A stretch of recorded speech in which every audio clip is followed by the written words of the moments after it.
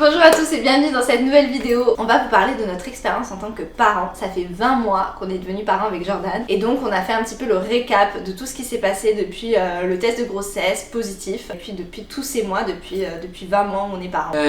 Comment j'ai su que j'allais devenir papa? Honnêtement, c'est un peu flou cette histoire. Tout ce que je sais, c'est que madame, elle y croyait pas et qu'elle a fait 3 tests de grossesse. Elle est allée 2 fois à la pharmacie après avoir fait le test pour être sûre que c'était pas un bug dans la matrice. Ça m'a marqué. Enfin bref, en tout cas, quand tu me l'as annoncé, j'ai pas eu peur, j'étais pas surpris, j'étais content. Je le sentais en fait, j'avais un pressentiment. Ah ouais, tu le savais? Enfin, je veux dire, t'étais content? J'ai l'impression que t'étais plus genre en mode t'y croyais pas trop, enfin t'étais en mode ok, comme on voit dans les films ou sur Instagram avec le papa qui pleure et tout. Justement, ça se passe pas comme dans les films. Bah non, je sais. Je me suis dit, c'est quand même dans longtemps. Ouais.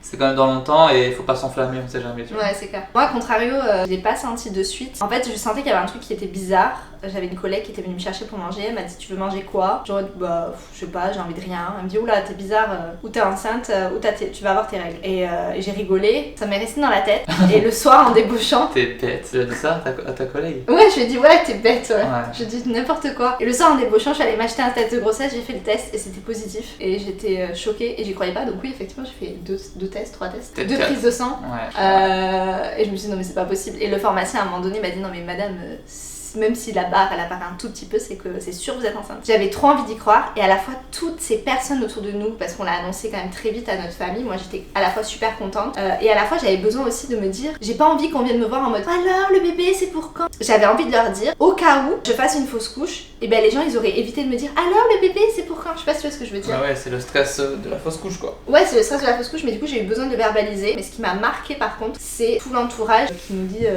attention, tu le dis trop tôt, machin, c'est risqué de le dire avant 3 mois, alors que ça n'enlève en rien le risque de fausse couche de le dire en fait. Enfin, je trouve c'est débile ce truc de rien dire. En fait, ça m'a fait plus stresser et de suite les gens ne sont pas réjouis en fait. Les gens, leur premier truc ça a été de dire oh, mais tu le dis trop tôt. Genre, félicitations, merci, enfin genre dans tous les cas je suis enceinte. Au lieu de directement de casser les gens et de leur faire peur, pourquoi on n'est pas heureux pour eux. J'ai pris conscience que j'allais devenir papa lors des premières échographies je pense. Quand on entendait son rythme cardiaque, quand on voyait sa forme sur l'écho. Et du coup voilà, tu te dis ok là c'est concret et tu pries pour qu'il soit en bonne santé, pour que tout se passe bien. Ouais, ça a été pareil pour moi. Je pense que quand je l'ai vu à l'écho, surtout quand il commence à être bien formé, etc. Et quand tu le sens bouger, enfin quand t'es enceinte c'est sûr que tu le sens bouger donc... Là, tu prends conscience que t'es enceinte, mais je crois que tu prends pas conscience de tout ce qui t'attend après l'accouchement. En vrai, j'étais super contente. Après, j'avais tout le temps peur pour lui, j'avais tout le temps peur de manger un truc interdit, j'avais tout le temps peur. Je me mettais beaucoup de pression qu'il ne lui arrive rien. Moi, il me tardait d'accoucher, et toi, tu me disais souvent, non, moi, je profite de ces derniers moments à 2, et moi, j'étais là, non, moi, j'avais trop hâte de le rencontrer. Il s'y prépare à cette nouvelle vie. Enfin, moi, je me suis préparée plus matériellement que psychologiquement. Moi, c'est l'inverse du coup, j'ai équilibré. Toi, tu te sais préparer psychologiquement. À moins dormir, tu savais que la vie qui t'attendait, enfin tu t'imaginais beaucoup plus que moi. Moi j'ai vachement idéalisé le truc alors que toi tu étais plus... tu savais que t'allais moins dormir, tu savais que t'allais réduire tes passions, tu savais tout ça. On va dire que toi tu me faisais des tutos sur le matériel, sur le... Alors, voilà exactement, donc là le petit père il sera bien au chaud. Du coup tu mets la couche avant ou après? Bah là la couche est mise là ça y est. Par contre, on a un problème sur les proportions. Tout ce qu'on allait devoir faire, genre j'ai découvert les tables allongées. Pour moi, j'allais changer l'enfant sur une table ou sur le lit, mais j'avais pas prévu d'acheter une table allongée. Je savais même pas le mot langer, je savais même pas qu'il existait. J'ai découvert plein de trucs en fait, plein d'accessoires, plein d'outils. Et après, sur le plan psychologique, je m'étais préparé quand même. J'ai grave appréhendé cette nouvelle vie. J'avais peur d'être freiné dans mes projets professionnels, de plus avoir de temps pour moi. J'avais plus peur de stagner en fait, j'avais peur de stagner. Alors j'ai atteint mon prime mais j'irai jamais plus loin que ça en fait. Dans ta vie professionnelle? Ouais, dans ma vie professionnelle. Ouais. Après mon travail c'est aussi ma passion donc je suis archi investi. Public, est-ce que vous avez kiffé chaud?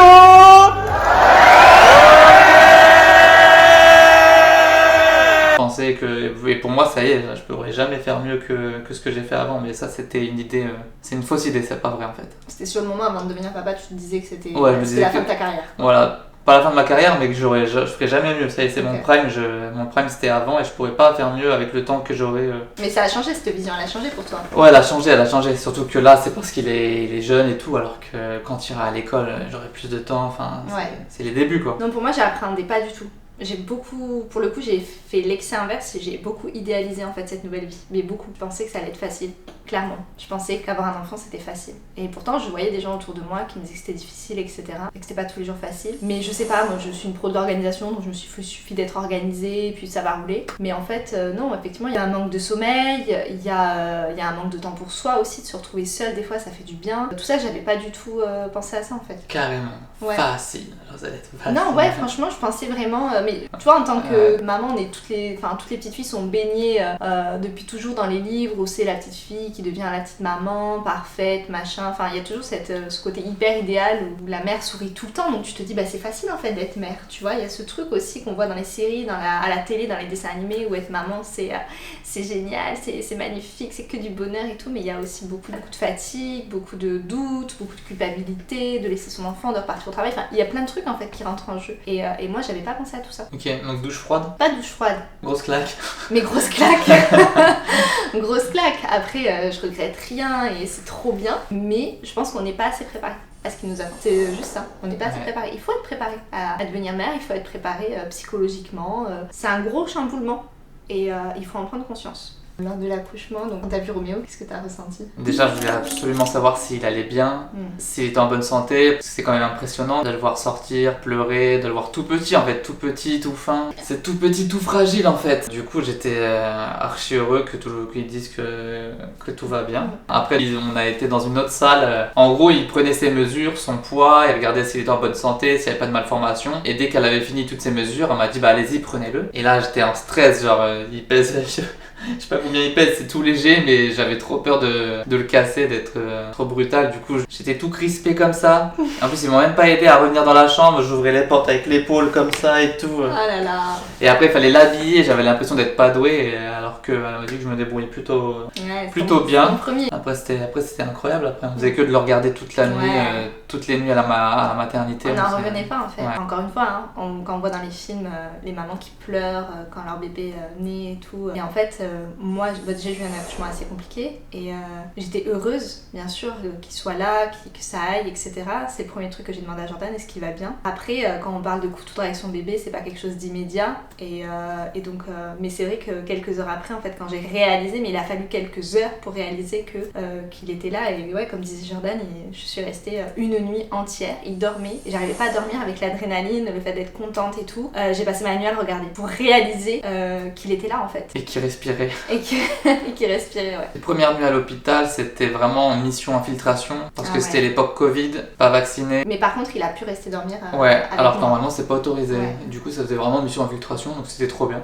Mais le personnel, pour le coup, t'as laissé dormir, t'as apporté oreiller, couette, etc. Ça, c'était cool.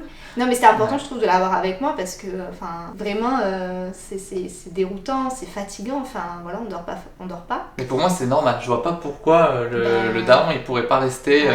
Il y a des je demandais même pas à avoir un lit, juste je reste dans la salle assis, je dormais sur le fauteuil, enfin bref. C'est ça.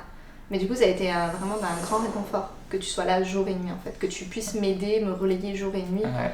Et de vivre ça aussi à deux, enfin je veux dire, c'est les premiers jours d'un bébé, d'être à deux pour les premiers jours, pour les premières heures, enfin pour moi c'est normal en fait. Bah ouais, c'est normal, pour moi c'est... Je crois que je serais restée même si c'était pas normal, même s'il voulait pas que je reste. Mieux? Qui, moi? Oui. J'ai un peu mal à ma cicatrice. C'est normal mon amour. Et je n'ai toujours pas fait caca, voilà, toute la famille est au courant, voilà, je n'ai toujours pas fait caca. Après 3 jours et demi. Et j'ai un gros ventre. C'est normal. Je suis flasque. Ça va aller mieux quand tu auras moins d'œdème, tu pourras aller aux toilettes. Et tu n'es pas flasque. Premier jour à la maison. Tu te souviens du premier jour à la maison? Je me souviens, déjà c'était pas cette maison. Non, c'était un autre appart. Je me souviens, mais ouais, c'était un petit stress parce que du coup là on se retrouve seul. Parce que pendant 2-3 jours on a des tutos, on va dire. On est avec les sages-femmes, les infirmières qui nous montrent comment s'en occuper, comment le tenir. Donc là c'est super bien, c'est bien formateur, mais après une fois que t'es à la maison, bah faut tout assimiler quoi, t'as plus de conseils. Moi je me souviens, on a pleuré, enfin moi j'ai pleuré, je crois que je sais pas si t'as pleuré, mais moi j'ai pleuré en arrivant à la maison. Ouais. J'en revenais pas, je me dis waouh, on l'a fait, on voilà. est parti, on était 2, on revient, on est 3, c'est un truc de fou. Voilà, il y avait de l'émotion. Franchement je crois qu'on a pleuré tous les deux et on était choqués. Je me souviens, on est rentrés, il devait être 14-15 heures. Arrête, tu vas m'en faire pleurer. Mais c'est vrai, il était 14-15 heures, je me souviendrai toujours. On l'a mis dans son petit lit avec... sa petite gigoteuse dans notre Quand chambre. il fallait l'attacher dans la voiture, le siège auto Ah pour la ouais, première fois et tout. C'est vrai que c'était impressionnant. Le premier siège auto, il est tellement tout petit que de le mettre dans un siège auto. Et on avait trop peur, alors qu'on était à quelques mètres, on habitait à quelques mètres de la maternité. Mais on avait trop peur d'avoir un accident, quoi. Ouais, ça c'était une chance grâce à mon taf de pouvoir rester un maximum à la maison pour tout simplement m'occuper de lui, gérer son éducation, Me relayer. te relayer. Puis même quand t'as repris le taf, une fois que ton congé maternité était terminé, t'as bien utilisé toutes tes vacances pour rallonger ton congé mat. C'est ça. Là je l'ai gardé 3-4 mois et c'était trop bien parce que je me voyais pas le confier à une autre personne alors qu'il était si petit, si jeune. Je voulais vraiment que ce soit à moi de le faire, à nous de le faire. Tu l'as bien vécu ça, enfin je veux dire, Ouais. de t'en occuper, de prendre...